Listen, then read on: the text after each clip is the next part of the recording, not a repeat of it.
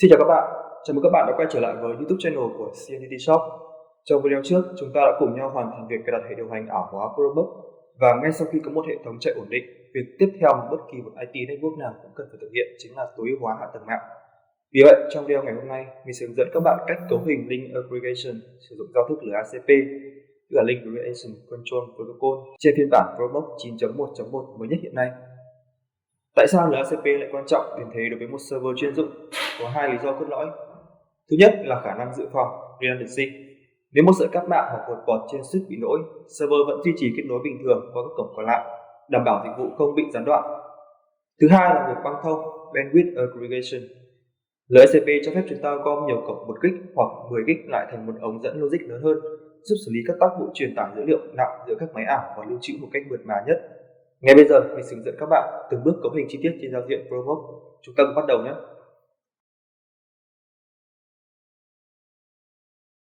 Trước khi bắt tay vào cấu hình, mình muốn làm rõ một chút về sự khác biệt giữa Linus Bond và OVS Bond để các bạn dễ lựa chọn. Trên Chromebook, để cấu hình Link Aggregation thì chúng ta sẽ có hai cách, sử dụng Linus Bond hoặc OVS Bond.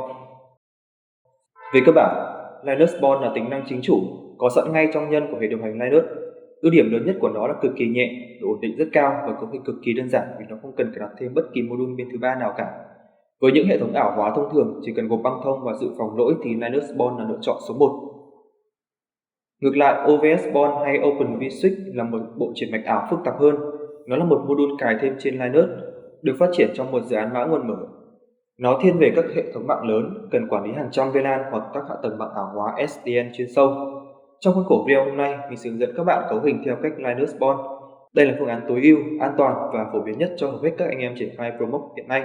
Còn nếu bạn nào đang vận hành những hệ thống data center đặc thù và thực sự cần đến Open vSwitch, mình sẽ hẹn các bạn ở một video chuyên sâu khác nhé. Bây giờ chúng ta sẽ bắt đầu thao tác trực tiếp trên giao diện của Chromebook 9.1.1.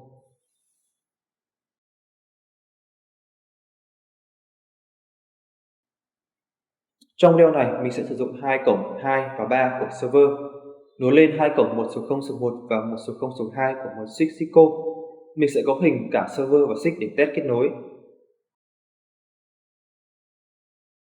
Trong giao diện Chromebook, các bạn chọn server Chromebook ở cột bên trái. Mình đã đặt tên là Chromebook 1. Chọn System, Network, chọn Grid và chọn Linus Bond.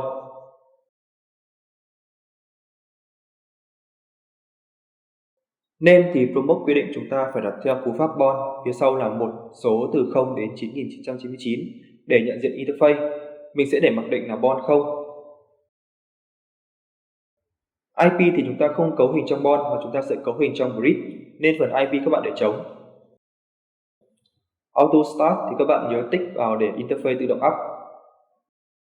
Slay là ô để các bạn nhập member vào. Cú pháp sẽ là tên cổng viết bằng dấu cách. Trong mô hình của mình thì mình đang dùng cổng 2 và 3. Trên Chromebook nhận là nick 2 và nick 3. Hai cổng mạng này chúng ta cần tách nhau bằng dấu cách.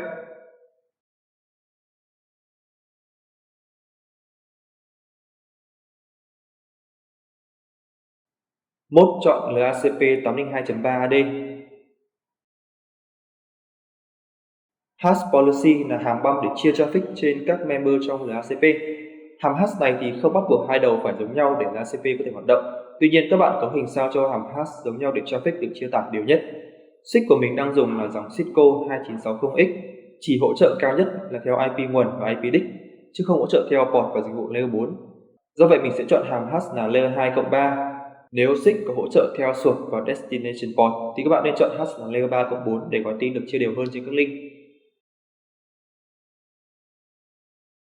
Nhấn OK để tạo.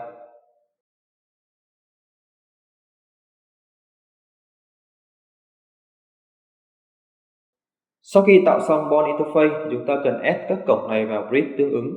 Trong mô hình này thì mình không chia VLAN nên mình sẽ sử dụng grid mặc định là VMBR0 cho tất cả các cổng. Nó tương đương với việc switch các bạn để mặc định không chia VLAN. Tất cả các cổng thuộc VLAN 1. Kích đúp vào grid này để edit. Trong phần grid port, các bạn add thêm Bond 0 vào bằng cách gõ chính xác tên Bond 0. Các cổng vẫn cách nhau bằng dấu cách.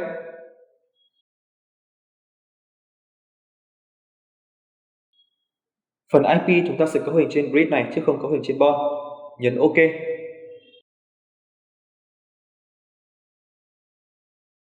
Sau khi cấu hình xong thì các bạn nhấn Apply Configuration để áp dụng cấu hình. Chọn Yes. Tiếp theo mình sẽ cấu hình là ACP trên switch Cisco. Phần này thì mình sẽ không hướng dẫn chi tiết vì mỗi mô hình sử dụng một switch khác nhau. Nếu sử dụng dòng Cisco Catalyst thì các bạn gõ theo các lệnh giống như mình là được. Trên switch Cisco thì mình cũng sẽ chỉnh hàm hash theo source và destination IP.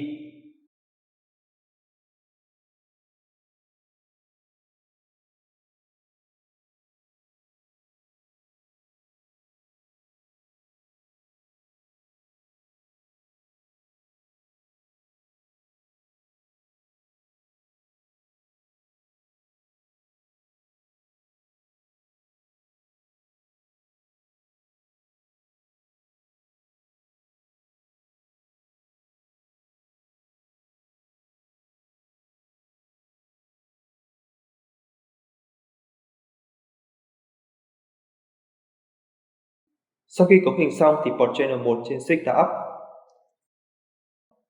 Băng thông của PO1 đang là 2 GB, bằng tổng 2+1 và 2 cộng lại. Như vậy, switch và Promote đã thiết lập lời ACP thành công. Trên Promote để kiểm tra thì chúng ta sẽ vào menu Shell ở phía trên này. Có hai lệnh cơ bản chúng ta thường sử dụng để check. Để kiểm tra băng thông của bon 0 thì các bạn sẽ dùng lệnh ether tool bon 0.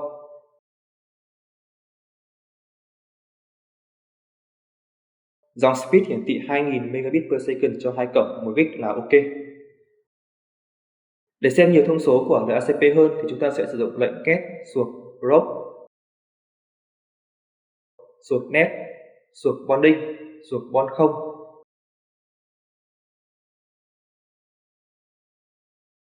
Lệnh này sẽ cho chúng ta thấy rất nhiều thông số đã cấu hình như mode,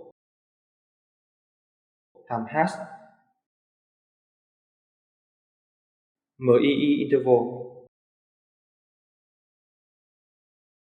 priority, thông tin các cổng member.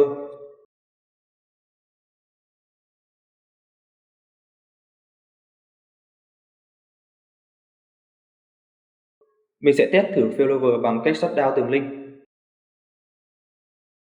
Trước tiên mình sẽ ping đến IP của Promote để kiểm tra kết nối.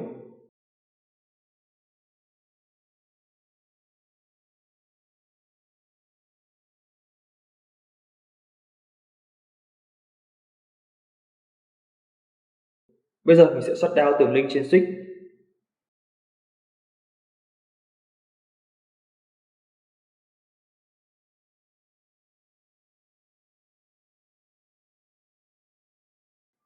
Speed bây giờ chỉ còn 1 GB và ping không đứt quái nào.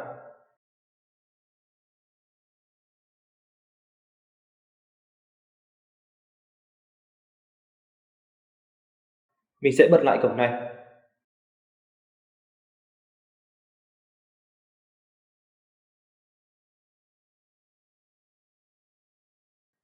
Speed test đã lên 2 GB và ping cũng không bị đứt.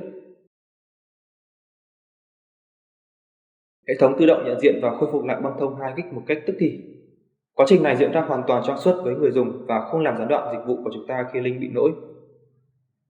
Các bạn có thể thấy link aggregation không đơn thuần chỉ là một câu chuyện gộp băng thông mà quan trọng hơn nó là nền tảng của sự dự phòng. Trong các hạ tầng mạng tiêu chuẩn hiện nay, chúng ta thường triển khai một cặp switch chạy stack để dự phòng về mặt thiết bị. Khi kết hợp với LACP chạy trên hai card mạng vật lý riêng biệt của server, chúng ta sẽ tạo ra một hệ thống dự phòng đa lớp từ phần cứng switch, đường truyền cáp cho đến các mạng của máy chủ.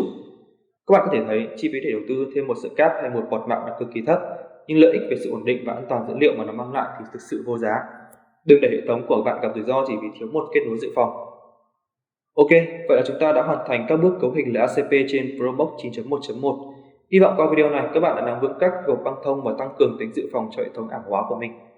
Nếu các bạn đang tìm kiếm các thiết bị phần cứng chuẩn chỉ để triển khai các hệ thống này hoặc cần sự hỗ trợ chuyên sâu hơn, hãy liên hệ ngay đến CDT Shop.